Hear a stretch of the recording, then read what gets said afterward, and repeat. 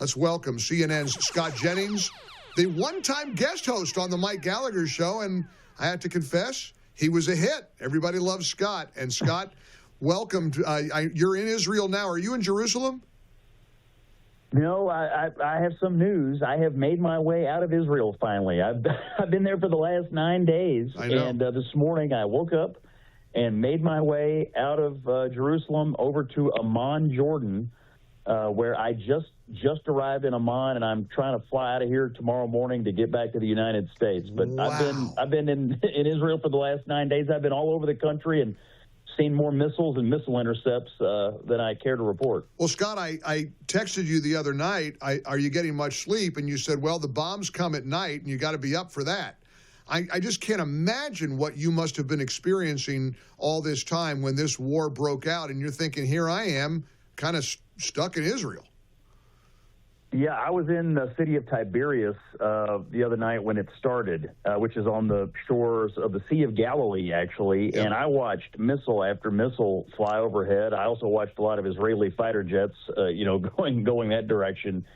And it was, of course, in the United States, we don't experience, these kinds of things happen far away. We watch them on our television. For people of Israel, this is more daily life for them, dodging rockets and this sort of thing. But even this kind of war where you've got these cruise missiles, these intercontinental ballistic missiles coming in, it's crazy. It's hard to describe the feeling when you see one of these missiles and then you see the interceptor go up and then you see the missile break up in the atmosphere and you see the debris comes down. It's a wild feeling. It's been a surreal experience. Well, I of course, I've followed your journey from your posts on social media and your reporting from over there. And, I think I was probably at the same hotel you were at in Tiberias. I know you went to Nir Oz, you went to the kibbutz, you were the Nova Music Festival.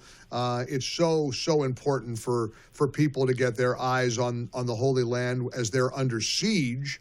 And, Scott, I know you've made some news over the weekend because you've been quoted as saying we got to take the evil regime out. But what other option do we have? As long as they're committed to the destruction of Israel and, yes, the United States, nothing's going to change. And what do you think the next steps are? And I don't know if you've seen this reporting. The Wall Street Journal is saying that a battered Iran is now sending a signal that it wants to de-escalate hostilities with Israel and negotiate. Well, yeah, I did see that report, and of course they do, because Israel has the evil regime on its knees. What Israel has done in the last few days, creating complete air supremacy over Iran, taking out the senior military intelligence leadership of the country, and they've got this regime on the run, and for good reason, because they're on the brink of developing a nuclear weapon. And for Israel, this is an existential threat. This isn't a philosophical exercise. They cannot live with this regime with a nuclear weapon. Why? Because the regime's principal aim is to destroy Israel. They chant death to Israel. And you know what else? They chant death to America. Correct. They believe Israel is the little Satan, and they believe the United States is the big Satan. That is what propels this regime every single day since they came to power in 1979. So I don't blame Israel for what it's doing. Of course, Iran also fuels all these terrorism groups, Hamas, Hezbollah. These are all proxies of Iran. So for Israel right now, they're in a fight for their very existence. They've got the regime on its knees.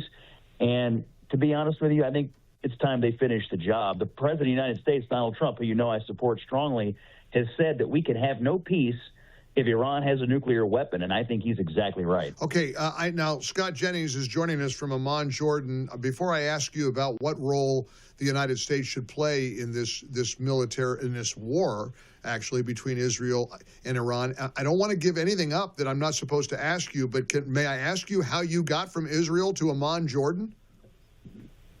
Sure. Well, I got up this morning and had arranged for some transportation to take me to the Allenby border gate, which, was quite an adventure. I have to tell you, it was a little bit of a chaotic journey to get out of the country, to get into Jordan and get over to Amman. It took me virtually all day to do it. Wow. A lot of people are trying to get out because the airspace is closed over Israel. The airport, Ben Gurion Airport, is closed.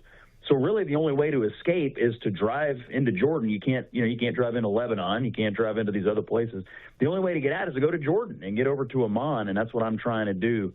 It was a little bit of a chaotic experience, but we did make it today. That's the understatement of the week. I know your family. I've just been praying for you. I've just been following everything you're doing on social media and just praying for you and making sure that you get out of there safely, because it is obviously a very, very challenging time. Let me get your wisdom before we let you go about the role that the United States should play, must play. You know the debate that's raging. I'm sure you've seen the pot shots taken between Mark Levin and Tucker Carlson. You know, Tucker is big.